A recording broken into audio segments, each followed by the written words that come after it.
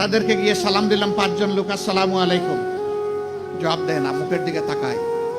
আবার সালাম দিলাম আসসালামু আলাইকুম, এবারও জবাব পেলাম না, আবারও মুখের দিকে তাকায়।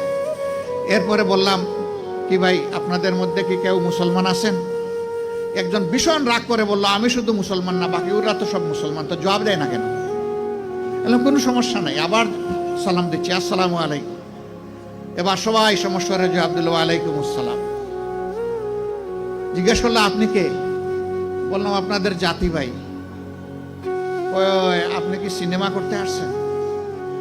আমার এই চেহারা দেখে মনে হয় যে আমি সিনেমা করতে আসছি। কয় না, তা তো মনে হয় না, কিন্তু আপনার কথাবার্তায় তো এরকমই মনে হচ্ছে। তো আপনি কেন আসছেন? আমি বললাম আপনাদের হাত ধুইতে আসছি।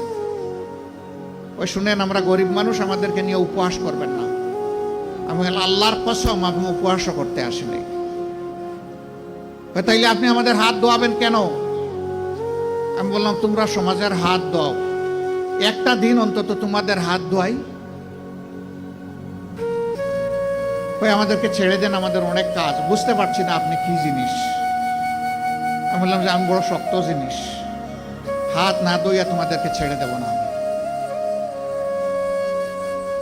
রোদের মধ্যে ঘামতেছে, একজন রাগ করে বললো, এই দে, উনার এত শখ জাগছে, দে হাত দে, আমারটা আগেই দিচ্ছি।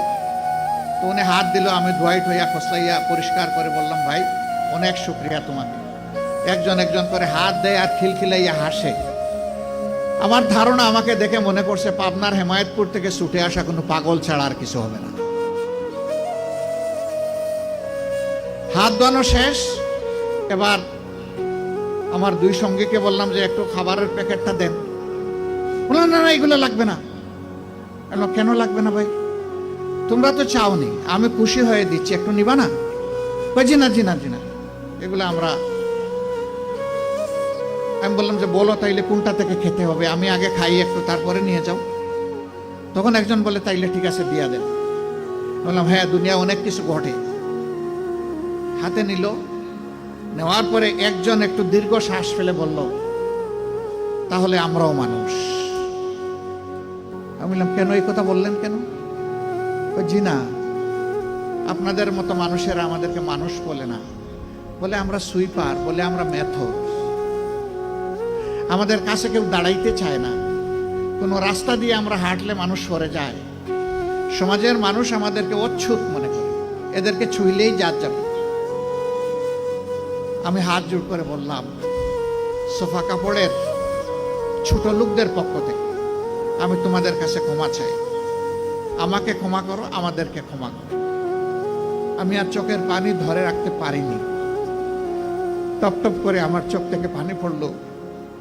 যে মানুষগুলো তাদের জীবনের পরিশ্রমের বিনিময়ে সমাজের চাকাটাকে চালু রাখে, আমরা কিনা তাদেরকে মানুষ বলি না, আমরা তাদেরকে সুইপার বলি, মেথর বলি। আমরাই কমজন। আমি কাঁদতে কাঁদতে এসে আমার গাড়ি, আর ওরাও আমার সাথে কেঁদে কেঁদে তাদের গাড়িতে উঠে গেল। সম্মানিত ভাইয়েরা, কেন এই ব্যবধান? এদের ছাড়া কি এই সমাজ চলবে? যদি না চলে তারা, তাই এই সমাজে তারা একটু স্বীকৃতি পায় না কেন?